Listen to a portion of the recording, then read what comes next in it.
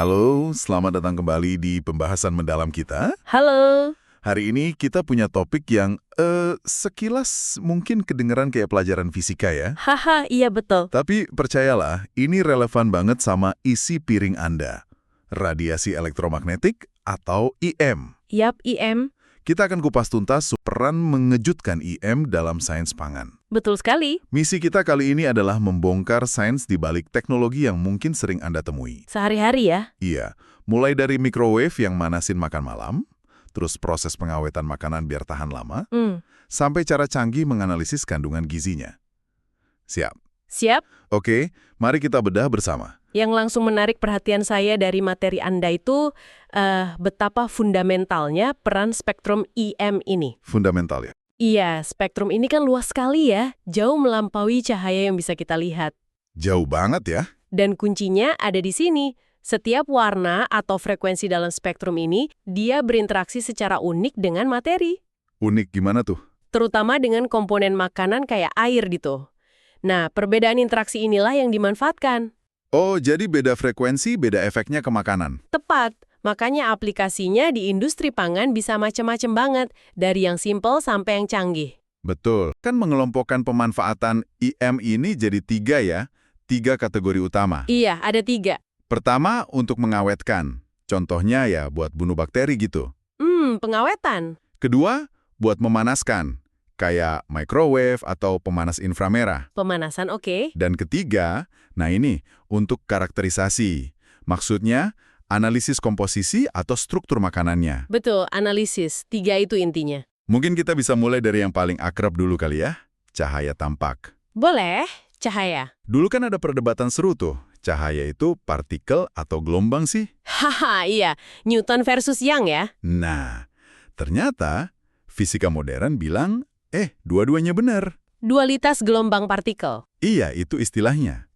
Cahaya bisa kayak gelombang IM, tapi juga kayak paket energi yang disebut foton. Pemahaman kita soal spektrum ini mulai kebuka lebar sebetulnya berkat penemuan di luar cahaya tampak. Oh iya, kayak gimana tuh? Tahun 1800, Herschel nemuin ada radiasi tak terlihat di luar warna merah, Tak terlihat tapi... tapi bisa manasin termometer. Nah, itulah inframerah atau IR. Oke, IR. Terus, nggak lama setelah itu, di sisi lain spektrum, di luar warna ungu, ditemuin lagi yang lain. Apalagi tuh? Ultraviolet atau UV. Yang ini bisa menghitamkan kertas foto. Wah, Belakangan, sekitar tahun 1900-an, baru ketahuan UV ini juga bisa bunuh kuman. jadi ini bukti awal ya? Ada cahaya lain yang nggak kasat mata, tapi punya sifat beda-beda. Persis, menunjukkan spektrum IM itu memang ada dan lebih luas dari yang kita lihat. Lalu kalau kita bicara gelombang IM secara umum nih, gimana fisika menggambarkannya? Karakteristik utamanya apa aja sih? Fondasinya sebetulnya ada di 4 persamaan Maxwell. Keren banget ini persamaannya. Persamaan Maxwell ya? Iya, ini mendeskripsikan semua fenomena listrik magnet. Nah, dari persamaan ini muncul konsep gelombang IM. Oke. Gelombang ini punya ciri khas penting. Ada periode T, waktu buat satu siklus gelombang. Periode T. Terus ada frekuensi nu, berapa banyak siklus dalam 1 detik. Rumusnya gampang, nu sama dengan 1T. Frekuensi nu. Oke. Dan ada panjang gelombang, lambda, ini jarak spasial 1 siklus. Nah, ketiganya ini nyambung lewat kecepatan rambat gelombang, C. Rumusnya simple, C sama dengan lambda V. Di ruang hampa, C ini kecepatan cahaya. Konstan nilainya, sekitar 300.000 km per detik. Cepet banget. Cepet banget ya. Terus, apa bentuk gelombangnya selalu sama? Kayak gelombang di air gitu?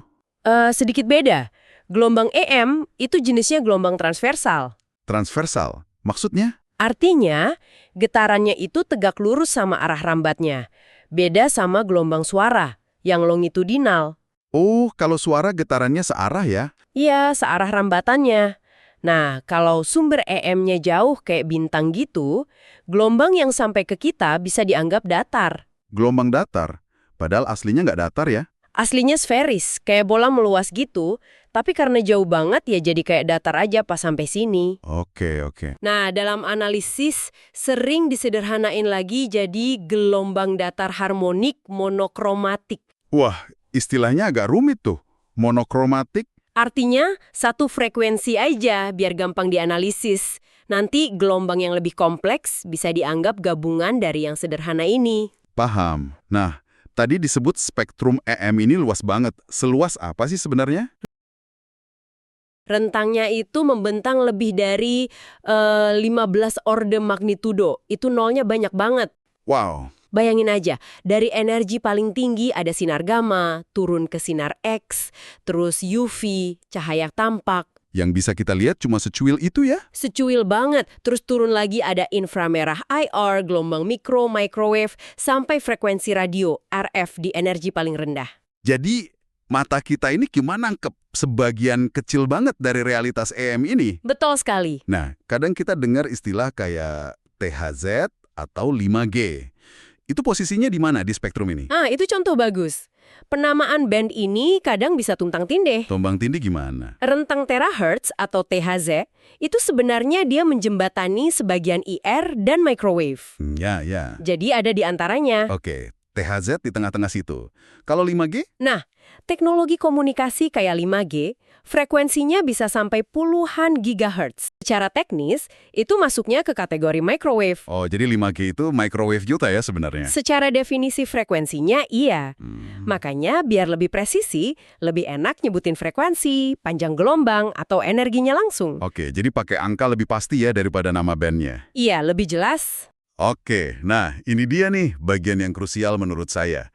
Gimana pembagian spektrum yang super luas tadi, nyambungnya ke 3 aplikasi pangan di awal?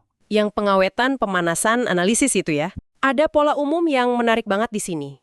Pola apa tuh? Radiasi yang energinya tinggi, panjang gelombangnya pendek, kayak UV, sinar X, sinar gamma, itu cenderung dipakai buat pengawetan. Kenapa gitu? Karena energinya cukup gede buat ngerusak sel mikroba atau materi biologis lainnya. Oh, jadi energinya destruktif gitu ya? Bisa dibilang gitu. Sebaliknya, radiasi yang energinya lebih rendah, panjang gelombangnya lebih panjang, kayak IR, microwave, RF. Yang di ujung satunya spektrum ya? Iya, itu lebih banyak dipakai buat pemanasan. Energi per fotonnya nggak cukup buat ngerusak ikatan kimia, tapi cukup buat bikin molekul gerak dan hasilin panas. Oke, jadi energi rendah buat manasin. Terus yang analisis? Nah, cahaya tampak, fisis, sama inframerah dekat, NIR, yang energinya di tengah-tengah, itu sering dipakai buat karakterisasi atau analisis bahan. Kenapa yang ini buat analisis? Karena interaksinya sama materi bisa ngasih informasi spesifik tentang komposisi kimianya, kayak sidik jari molekul gitu. Wah, keren ya pembagian tugasnya. Iya. Menarik sekali pembagian tugas berdasarkan energi ini. Sekarang, gimana cara radiasi ini merambat? Lurus aja atau bisa belok? Bisa dua-duanya, tergantung situasinya. Tergantung apa tuh? Ada 2 cara buat memahaminya.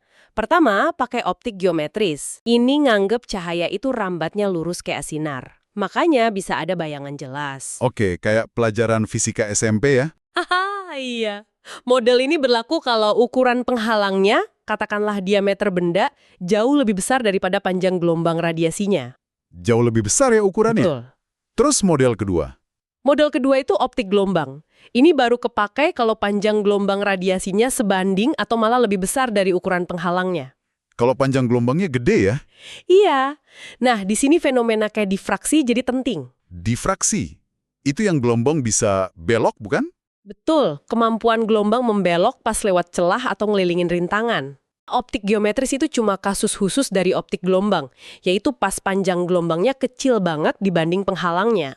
Di sisi lain, tiang itu ada radio nyala, ada lampu LED kecilnya juga. Oke. Anda pasti nggak bisa lihat lampu LED-nya kan?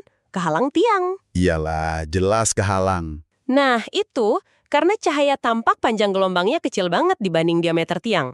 Jadi berlaku optik geometris, sinarnya lurus, kehalang ya udah, gelap, bayangan jelas. Oke, masuk akal. Terus? Tapi, kemungkinan besar Anda masih bisa dengar suara musik dari radio itu. Bener nggak? Iya juga ya. Suaranya bisa kedengeran dari balik tiang. Kenapa tuh? Nah, karena panjang gelombang suara itu relatif gede. Bisa sekitar 1 meteran. Oh. Jadi ukurannya sebanding sama diameter tiang. Akibatnya, gelombang suara bisa melentur atau berdifraksi ngelilingin tiang itu dan sampai ke telinga Anda. Wah, jadi karena panjang gelombangnya gede, dia bisa belok. Prinsipnya gitu. Ini berlaku buat semua gelombang EM juga. Makin panjang gelombangnya, makin gampang dia membelok lewatin halangan. Nah, tadi kita singgung lagi soal sifat partikel cahaya, foton itu. Bisa dijelasin lebih lanjut kenapa ini penting? Iya, jadi selain sebagai gelombang, radiasi EM itu bisa juga dilihat sebagai aliran partikel energi. Namanya foton. Ini bagian dari dualitas tadi. Oke, partikel energi. Nah, yang krusial banget di sini adalah energi yang dibawa sama tiap foton itu. Kita sebut E. Terus, seberapa beda sih energi foton ini di berbagai bagian spektrum tadi? Kan spektrumnya luas banget. Bedanya drastis, bener-bener jauh. Foton cahaya tampak energinya sekitar 1,5 eV buat warna merah sampai 3 eV buat warna biru atau ungu. 1,5 sampai 3 eV. Oke, kalau UV? UV energinya lebih tinggi, mulai dari 3 eV sampai sekitar 100 eV. Energi foton ini penting banget. Ini kuncinya. Karena besar kecilnya energi lah yang nentuin apa yang bisa dilakukan sama foton itu pas dia nabrak atom atau molekul di makanan. Oh, jadi kekuatan fotonnya beda-beda ya? Tepat. Kekuatan buat ngapa-ngapain materi itu beda. Oke. Pas radiasi IM masuk ke dalam materi, kayak makanan gitu, intensitasnya pasti berkurang. Nggak mungkin sama terus. Berkurang ya? Kenapa berkurang? Istilahnya, dia mengalami atenuasi. Ini bisa karena dua hal utama. Absorpsi. Absorpsi. Diserap gitu. Iya, energinya diserap sama materi. Atau bisa juga karena scattering, hamburan. Hamburan. Maksudnya? Fotonya cuma berubah arah aja, mantul atau belok gitu. Nah, kalau kita fokus atau gampangnya, seberapa jauh radiasi itu bisa masuk ke dalam materi sebelum energinya banyak keserap. Oh, jadi Z0 itu ukuran seberapa dalam radiasi bisa nembus ya? Kurang lebih begitu. Makin besar Z0, makin dalam dia bisa nembus. Oke. Nah, mengingat makanan itu kan banyak mengandung air ya, gimana interaksi air sama berbagai jenis radiasi EM ini? Sama aja nggak? Nah, ini dia. Sangat-sangat beda. Dan ini kunci buat banyak aplikasi pangan. Beda banget ya? Beda banget. Bedanya. Di spektrum cahaya tampak, air itu super transparan, bening banget kan? Iya, air kan bening. Cahaya bisa nembus air sampai puluhan meter dalamnya. Puluhan meter? Jauh ya? Tapi, coba geser dikit aja ke inframerah, IR.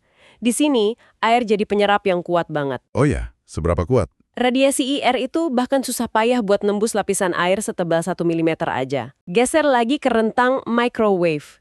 Di sini ada puncak penyerapan lagi. Di microwave nyerap kuat juga? Iya. Misalnya nih, di sekitar 30 GHz, radiasi microwave itu cuma bisa masuk sekitar 1,5 mm sebelum 99% energinya diserap habis sama air. 1,5 milimeter juga? Pendek banget ya? Ini nunjukin betapa selektifnya materi, kayak air ini, berinteraksi sama frekuensi EM yang beda-beda. Sifatnya bisa berubah drastis. Tunggu sebentar deh. Kalau air nyerap microwave paling kuat di sekitar 30 GHz, Iya, ada puncak di situ. kenapa oven microwave di rumah kita pakainya frekuensi jauh lebih rendah? Sekitar 2,45 GHz kan? Pertanyaan cerdas. Tepat sekali, oven rumah tangga itu 2,45 GHz. Bukannya seharusnya pakai frekuensi yang penyerapannya paling kuat aja, biar cepet panas? Nah, kalau oven microwave pakai 30 GHz, bener sih penyerapannya kuat banget. Tapi karena kuat banget, kedalaman penetrasinya kan dangkal sekali. Cuma sekitar 1 mm tadi. Iya, dangkal banget. Akibatnya apa? Panasnya cuma bakal ngumpul di permukaan makanan aja. Luarnya gosong, dalamnya masih dingin, nggak mateng merata. Oh, jadi malah nggak bagus ya kalau terlalu kuat nyerapnya di permukaan? Betul. Nah, makanya dipilih frekuensi 2,45 GHz. Di frekuensi ini, penyerapan oleh air memang nggak sekuat di 30 GHz.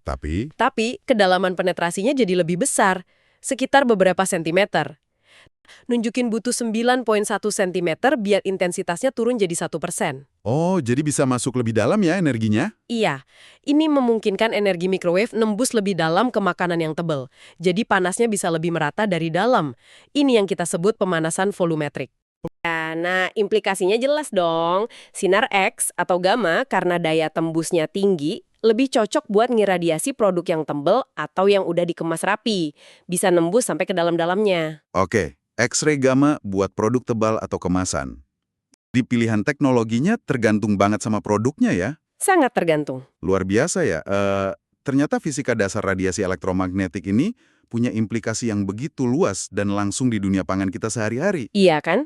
Dari hal simple sampai yang kompleks. Dari manasin sup di microwave, jaga buah biar seger lebih lama, sampai mastiin daging aman dikonsumsi. Betul. Kita udah lihat gimana sifat dualitas gelombang partikel, terus energi foton yang beda-beda itu, Ya, energinya kunci banget. dan cara interaksi yang unik di tiap rentang spektrum, mulai dari bikin molekul air menari di microwave, sampai ngebombardir DNA mikroba pakai elektron sekunder dari sinar gamma, jadi kunci dari semua teknologi ini. Tepat sekali rangkumannya.